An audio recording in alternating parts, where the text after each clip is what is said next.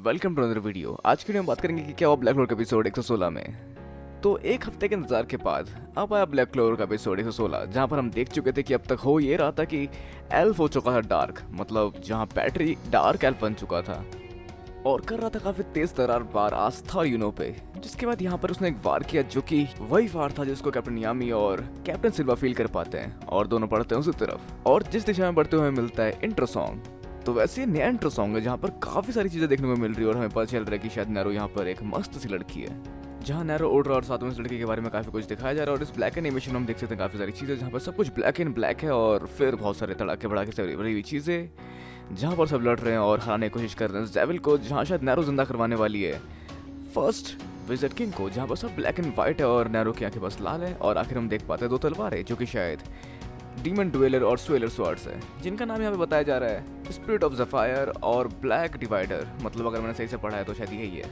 तो अब आगे ये तो वही वार है जो कि पहले यूज किया था लिस्ट ने, जिससे बचाया था हमें उस समय गोचे ने, और अब गोचे भी नहीं इनके पास। तो यहाँ पर आस्था की तलवार जो कि इसको रिपेल करेगी और इस बीच में उसकी मदद करेगा यूनो, जहाँ पर दोनों ने तलवार को छू कर इस अटैक को किस तरह से रिपेल कर लिया है और जहाँ काफी हद तक इसने अपनी सारी शक्ति इस्तेमाल कर ही ली होगी। लेकिन एक सेकेंड, यहाँ आस्था की सारी शक्तियाँ खत्म हो चुकी है, मतलब उसका ब्लैक फॉर्म अब हट चुका है, जहाँ उसके पास इसे दोबारा रोकने के लिए कोई चारा नहीं है, जहाँ पे ये दोबारा उस पावर का इस्तेमाल करने वाला है, जहाँ ना जाने कितनी सारी पावर उसके अंदर है जो कि इतने बड़े पावर को दोबारा दूसरे पैमाने पर इस्तेमाल कर सकता है ये।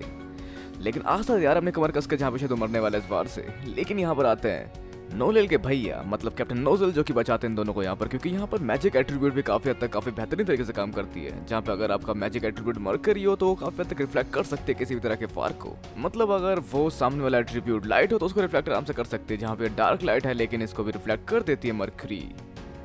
और इस मैजिक एट्रीब्यूट के ज्ञान के बाद हम लोग देख पाते हैं काफी आसानी से यहाँ पर रिफ्लेक्ट कर पाता है नोजल हर तरह के लाइट अटैक डार्क लिस्ट के, मतलब डार्क पैट्री के, जहाँ पर इस डार्क एल्फ के सारे वार नाकाम होते दिखते हैं और काफी तेजी से यहाँ पे उसके ऊपर वार कर देते हैं हमारे कैप्टन नोजल, और काफी तेजी से बच रहा होता है यहाँ पर उससे पैट्री। मतलब जहाँ पर दो तगड़े तगड़े वार करने के बाद इसमें इतनी शक्ति बची कैसे, कितनी तेजी से ये हिल रहा है, जो है आस्था का सवाल। तो यहाँ पर शायद किसी बेहतरीन कंपनी की बैटरी खा के आया जिसका चार्ज इतनी देर तक चल रहा है। तो यहाँ पर कैप्टन नोजल यूज करने वाले अपने उस वार का जो कि यूज कर सकते थे उस कमरे के अंदर, लेकिन वहाँ पर उनका मैजिक डिस्टर्ब हो गया था। लेकिन यहाँ पर ऐसा नहीं है, जहाँ पे वो इसको यूज कर सकते हैं पूरे पोटेंशियल के साथ, जहाँ पर ये काफी हद तक क्लैरिफिकेशन दिया गया है कि क्यों वहाँ पर वो हार गए। और वहाँ पर नोजल ने दिखा दिया उस मौके का इस्तेमाल करके अपने शक्तियों को, और उसने एक नया एट्रीब्यूट अनलॉक कर लिया अपने मैजिक पावर में। और फिर इस घेरे के अंदर काफी देर तक पैट्री से जद्दोजहद करने के बाद उसने जकड़ लिया पैट्री को और उस किसी वार को अपने को लगने नहीं दिया। मतलब उसके सारे वार को काफी आसानी से रिफ्लेक्ट किया यहाँ पर नोजल ने और आखिरकार पैट्री को हरा दिया, मतलब कैद कर दिया। जहाँ पर अब बारी है नोजल की विजिट किंग बनने की, जहाँ पर उसका राइवल है यूनो और आस्था और साथ में फिंकलियन भी। लेकिन इन सब के अलावा यहाँ पे मिल रही है हीलिंग राया को, जहाँ पर उसे थोड़ा सा अनकंफर्टेबल है क्योंकि उसने इतना कुछ बुरा किया इन लोगों के साथ, लेकिन इसके बावजूद वो लोग इसके साथ अच्छा कर रहे हैं। तो फिर अब बारी है पैट्री की मरने की, क्योंकि ये है आई ऑफ मिडनाइट का कैप्टन।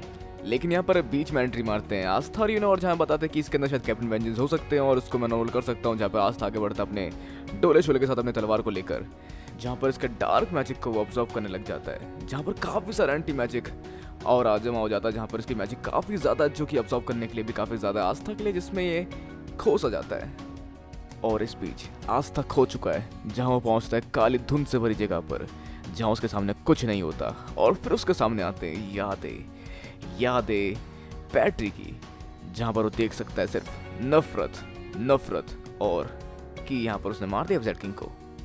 और फिर एक डीमन की तस्वीर, और फिर उसकी आंखें फटती है शायद ज्यादा देर तक आंखें खोल के रखने से, और फिर पूरी तरह से अंदर छा जाता है। जिसके बाद रोशनी होती है और सामने एक पेड़ में किसी ने अपना सर दे रखा है, और फिर यहाँ पर छोटा पैट्री बैठे कुछ सोच रहा है कि नफरत और क्या करे वो। और वैसे इस पेड़ के अंदर सर है विलियम्स का, और इसके सामने ये बंदा अब सोच चुका अपने पूरे रिजल्ट को, किसे नफरत कर रहा है इंसानों से और सारी गलती इंसानों की है। लेकिन एक सेकेंड, यहाँ पहुंच चुका आस्था जो कि अपने पूरे होश आवाज में इसके अंदर जा चुका, जहाँ वो काफी डीमन की तरह लग रहा है। और फिर वो वार करना चाहता है इसके बाद पैट्री पे, ताकि उसे सबक सिखा सके कि तुम बहुत बड़े बेवकूफ हो और हार मानना बंद करो, क्योंकि तुम हमेशा से भागते हुए आए हो, कभी तुमने किसी चीज की जिम्मेदारी ही नहीं ली।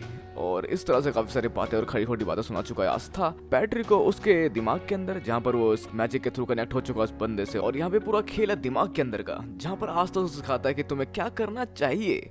मतलब हार मानना और अपने को अंधेरे में डालना काफी आसान है, लेकिन उसकी जगह रोशनी देखना और उसका सोल्यूशन देखना काफी मुश्किल है, जो कि एक सोल्यूशन है रियल लाइफ के लिए भी, जिसका एग्जांपल लेकर हम सभी अपने लाइफ को चेंज कर सकते हैं। मतलब बिना पॉसिबिलिटीज को सोचे सिर्फ डिप्रेस होने से कोई फायदा नहीं है। तो अपने जिंदगी में सॉल्यूशन की तरफ भागी और फिर इस तरह से किस तरह से और किसी भी तरह से निकाल लेता आस्था उसको अंधेरे से। तो यहाँ पर कैप्टन वेंजेंस अभी काफी दूर है बाहर निकलने से, लेकिन यहाँ पर पैट्री सिर्फ एक काम कर सकता है जहाँ पर वो अपने साथ दिखा सकता है कैप्टन वेंजेंस को ये पूरा नजारा। और दूसरी तरफ एक प्यारा सा जीवन निकलने की कोशिश कर रहा है इस दरवाजे से बाहर, जिससे वो मिल सके इंसानों से और उनसे हाय बोल सके। लेकिन ऐसा बिल्कुल नहीं है, वो सबको डिस्ट्रॉय करना चाहता है। जिसके रास्ते में आता है लिस्ट, जिससे पहले भी उसकी बुक नहीं छीन पाया था और अब उसने छीन ली है उसके एक प्यारे एल्फ से। तो मतलब पहले से ही सब कुछ लिस्ट जानता था, जिसकी वजह से वो काफी हद तक चुप था और अब तक वो सही से उठा भी नहीं और वो रोकने की कोशिश करने वाला है यहाँ पर इस डीमन को।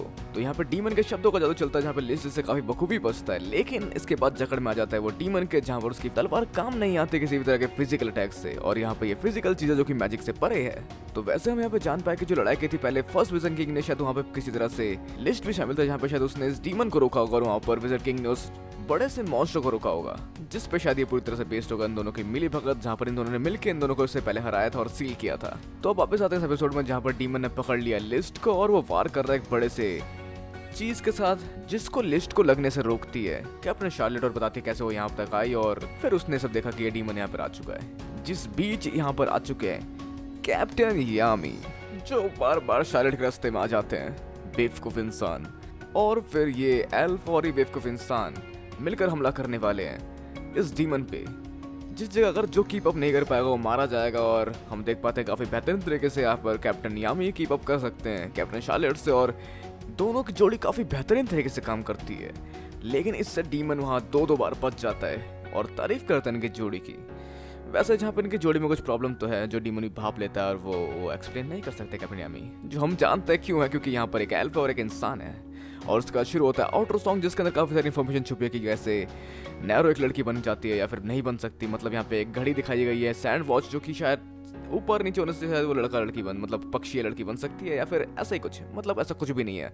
जहाँ पर हम नैरो को देख पाएंगे फाइनली लड़की बन चुकी है वो, और किसी तरह से वो इन सबकी मदद करने वाली है, जहाँ पर लिस्ट और फर्स्ट विजिट किंग साथ मिलकर शायद उस डीमन को हराएंगे।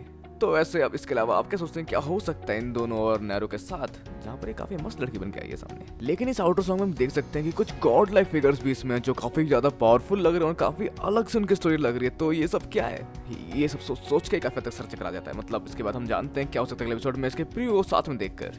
लेकिन उससे पहले नैरो पहुंची है यहाँ पर फिनरल के पास और उसको बोल रही है मुझे स्कल के पास ले जाओ। एक सेकेंड, नैरो पक्षी रूप में बात कर रही है, जिससे फिनरल भी हैरान है, मतलब वो हो सकता है बेहोश था इसलिए उसे सुनाई दिया ऐसा कुछ। पर इसके बाद हम देख सकते हैं कि यहाँ पर वो उसे लेके गया शायद स्कल के पास, जहाँ से वो फर्स्ट विजिट किंग को लेकर जा रही है उस मूर्ति से आजाद करके इस पोर्टल के अंदर, मतलब शैडो पैलेस की तरफ। और इस सबसे फिनरल भी काफी हैरान है, जहाँ पे उसको पकड़ के लेके गई थी अपने साथ, फिर वहाँ से उड़ते हुए वहाँ पर गई और यहाँ पे सब कुछ हम देख सकते हैं इस प्रीव्यू के अंदर। तो वैसे आप क्या सोचते हैं क्या हो सकता है ब्लैक लॉर्ड का एपिसोड 117 में? अपने विचार में नीचे कमेंट बॉक्स में बिल्कुल ना भूलो, और साथ साथ वीडियो को लाइक शेयर और चैनल को सब्सक्राइब करना बिल्कुल। तब तक के लिए मिलते हैं अगली वीडियो में। Sign have a nice day.